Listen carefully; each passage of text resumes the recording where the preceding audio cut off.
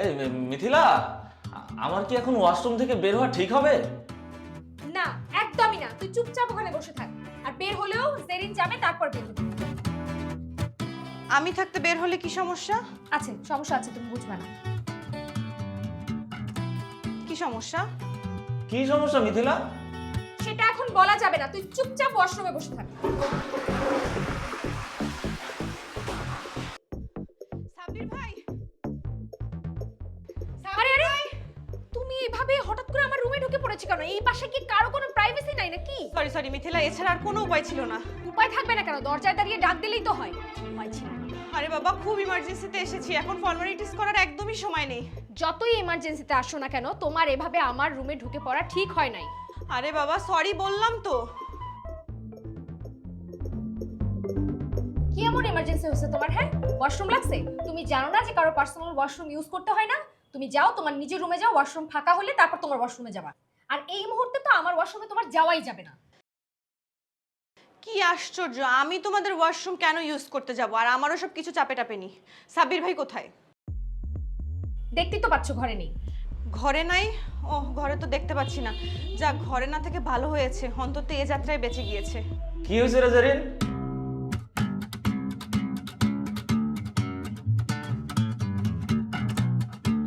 দাঁড়া, আমি আসতেছি, আমি ওয়াশরুমে, 1 মিনিট। সাব্বির ভাই, 1 মিনিটও সময় নেই, তুই তাড়াতাড়ি বের হ। আরে কাজ শেষ হয়ে গেলে আমি ওয়াশরুমে বসে বসে কি করব? 1 মিনিট দাঁড়া, আমি আসতেছি। এই, তুমি না মাত্র বললা ওয়াশরুমে যাওয়ার দরকার নেই, তাহলে 1 মিনিটও সময় নাই কেন এখন? হ্যাঁ, আর তোমার কিভাবে এত তাড়াতাড়ি শেষ হয়ে গেল আজকে? এমনিতে তো ওয়াশরুমে ঢুকলে 1 ঘন্টার আগে বের হও না। কোনো আশা নাই, কাজ শেষ হয়ে গেলেও তুই ওয়াশরুমের মধ্যেই বসে থাকবি, বসে বসে গান গাবি। আরে সাব্বির ভাইয়ের সাথে আমার জরুরি কথা আছে, না হলে সর্বনাশ হয়ে যাবে। কি এমন হয়েছে যে সর্বনাশ হয়ে যাবে? তোমার যা বলার তুমি এখানে দাঁড়ায় বলবা। আর সাব্বির, তুই বেরোবি না। আরে মিথিলা, তোমার বাবা এসেছে। কি? আমার আব্বা এই বাসায় আসছে? মিথিলার বাবা আসছে? আরে হ্যাঁ, শুধু আসে নাই, মেজো চাচার সাথে অনেক চিৎকার চেঁচামেচি করছে। কিন্তু আব্বা এই বাসার ঠিকানা কিভাবে পাইলো? সেটা আমি কি করে জানবো? এই মিথিলা, আমার কি এখন ওয়াশরুম থেকে বের হওয়া ঠিক হবে? না, একদমই না। তুই চুপচাপ ওখানে বসে থাক। আর বের হলেও জেরিন যাবে, তারপর বের হবে। আমি থাকতে বের হলে কি সমস্যা? আছে, সমস্যা আছে, তুমি বুঝবে না।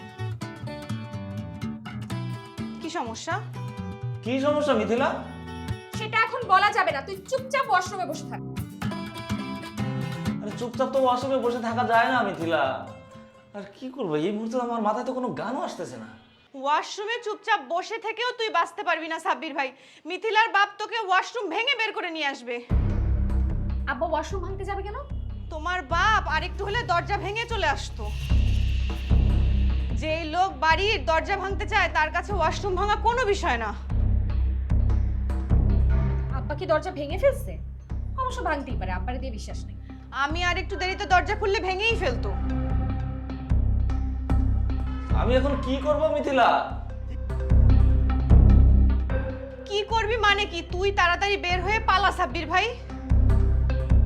সাব্বিরকে পালাতে হবে কেন? তোমার বাবা নাকি সাব্বির ভাইকে পুলিশে দিবে। মেজো চাচ্চু অনেক কষ্টে আটকে রেখেছে। সাব্বির ভাই, তুই তাড়াতাড়ি বের হয়ে বারান্দা টারান্দা দিয়ে পালা না। আরে বারান্দা থেকে লাফ দিলে তো পা ভেঙে যাবে, আমি কি করব মিথিলা?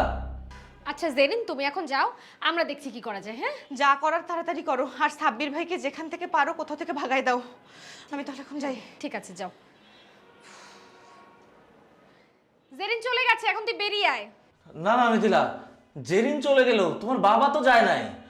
আমি বাথরুম থেকে বেরোবো না। তোমার বাবা আমাকে খুঁজলে বলবা যে আমি বাসায় নেই। আমি পুলিশের হাতে ধরা খেতে চাই না তো।